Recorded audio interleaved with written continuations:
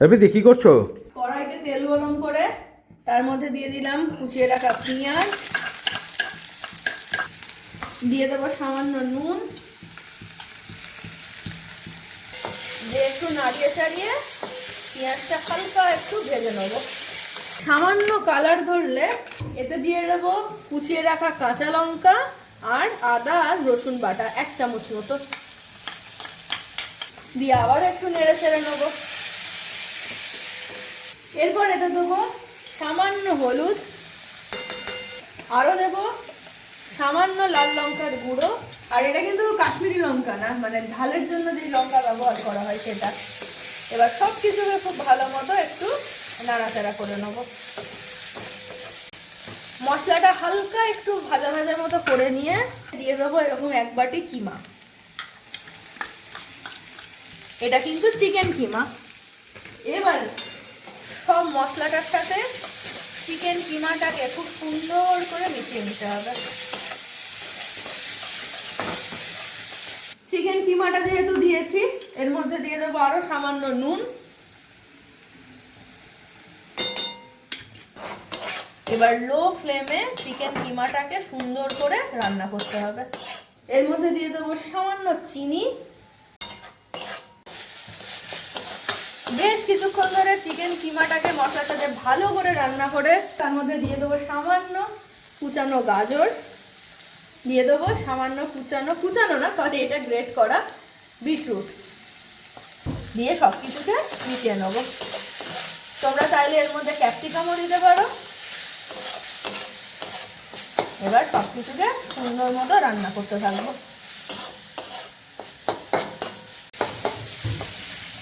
Chicken সুন্দর করে রান্না হয়ে গেছে আর পুরো মশলাও কষে গেছে।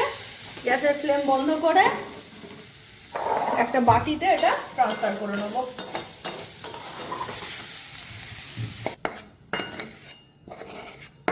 কি অসম্ভব সুন্দর দেখতে লাগছে দেখো।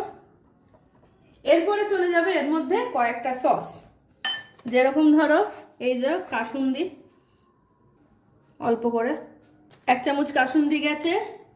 এবার এই 1 চামচ মতো চিলি সস যাবে,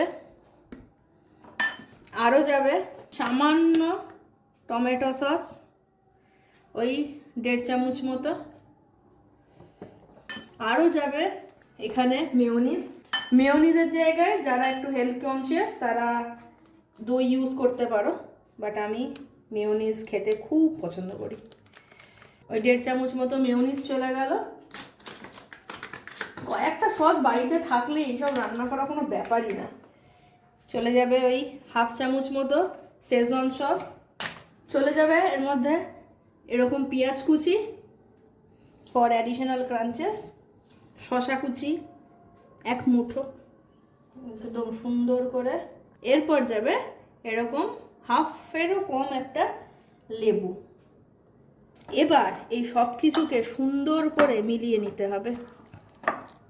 আর এই সব কিছুকে সুন্দর করে মিশিয়ে নিতে পারলেই তুমি পেয়ে যাবে একটা লাজবাব পুর, যেই পুরটা তুমি কয়েকশো রান্নায় ব্যবহার করতে পারবে। বাট আজকে আমি এটা ব্যবহার করব ব্রেডের মধ্যে। আজকে আমি ব্যবহার করছি স্যান্ডউইচ ব্রেড, তোমরা চাইলে যে কোনো প্রকার ব্রেড ব্যবহার করতে পারো। আচ্ছা, এবার আবারও গ্যাসে একটা প্যান বসিয়ে দিলাম। এবার এই টেস্টি ফিলিংটাকে এর ভেতরে স্প্রেড করে দেবো।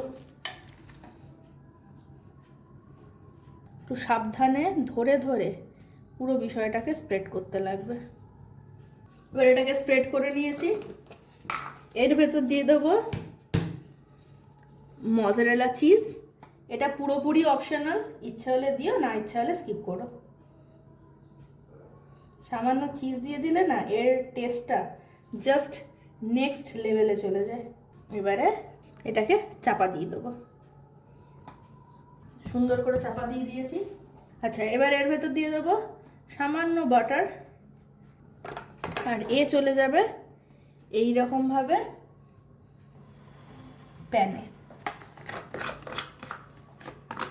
তো ওপর থেকে আবার একটু বাটার দিয়ে দেবো আর এটাকে হালকা করে একটু কভার করে দেবো, যাতে ভেতরে চিজটা সুন্দর করে মেল্ট হয়ে যায়।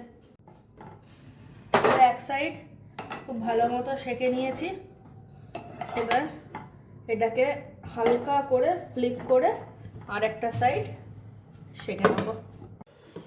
তার একটা সাইড সেঁকে নিয়েছি খুব সুন্দর করে। গ্যাসের ফ্লেম অফ। বাস, কি সুন্দর গন্ধ বেরিয়েছে গো। এবার এটাকে কেটে নেবো। পুরো কুড়মুড়ে ওপরটা 1/4 করে এটাকে কেটে নেবো।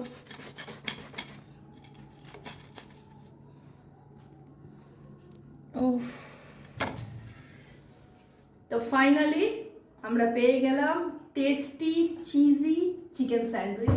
আর এরকম টাইপের চিকেন স্যান্ডউইচ সন্ধ্যাবেলার টিফিনের জন্য মানে অনবদ্য একটা রেসিপি।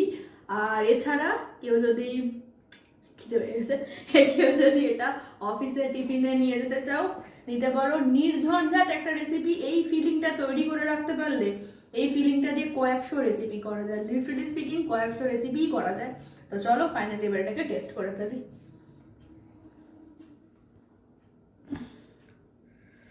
ও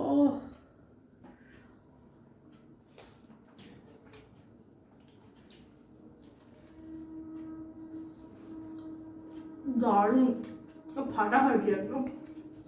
তো এইরকম চিকেন স্যান্ডউইচ বাড়িতে বানালে সিরিয়াসলি বলছি বাচ্চা থেকে বয়স্ক সবার ভালো লাগবে।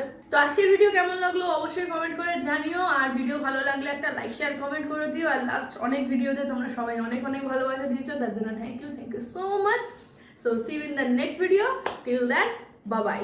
আর বাড়িতে এই রেসিপিটা মাস্ট ট্রাই একটা রেসিপি, অবশ্যই করে ট্রাই করো।